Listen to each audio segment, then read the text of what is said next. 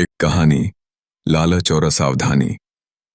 एक बार की बात है, एक आदमी अकेला जंगल के पास से गुजर रहा था। हवा में सन्नाटा था और दूर कहीं पर पक्षियों की हल्की चहचहाहट सुनाई दे रही थी। तभी अचानक उसकी नजर सामने मैदान में पड़ी। दो भेड़ें आपस में बुरी तरह लड़ रही थीं। उनकी आंखों में गुस्सा था और शरीर थकावट से कांप रहे थे। पर न जाने किस जिद या क्रोध में डूबी हुई थीं कि खून बहने के बावजूद वे रुकने का नाम नहीं ले रही थीं। उनके घाव गहरे हो चले थे, लेकिन लड़ाई में वे इतना खो चुकी थीं कि दर्द भी महसूस नहीं कर रही थीं। उसी समय झाड़ियों के पीछे से एक भेड़िया निकला। उसके चेहरे पर लालच साफ झलक रहा था। जमीन पर गिरा खून देखकर उसकी आंखों में चमक आ गई, जैसे किसी भूखे को स्वादिष्ट भोजन दिख जाए।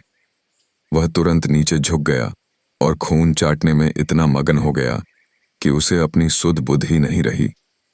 वह भूल गया कि वह कहाँ है, किसके बीच में है।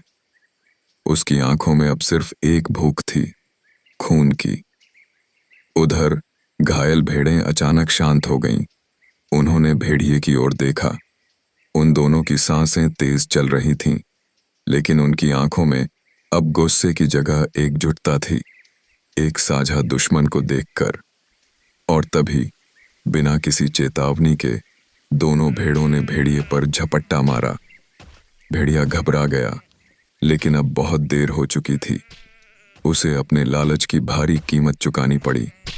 दोनों भेड़ों ने मिलकर उसे बुरी तरह से घायल कर दिया। भेड़िया दर्द से कराहता रहा और उसकी आंखों में अब डर था, पछतावा था, लेकिन अब कुछ बदल नहीं सकता था। इस कहानी से हमें यह गहरा संदेश मिलता है कि लालच में डूबकर अगर हम अपने चारों ओर के खतरों को नजरअंदाज कर देते हैं, तो वो खतरे हमें कभी भी तबाह कर सकते हैं।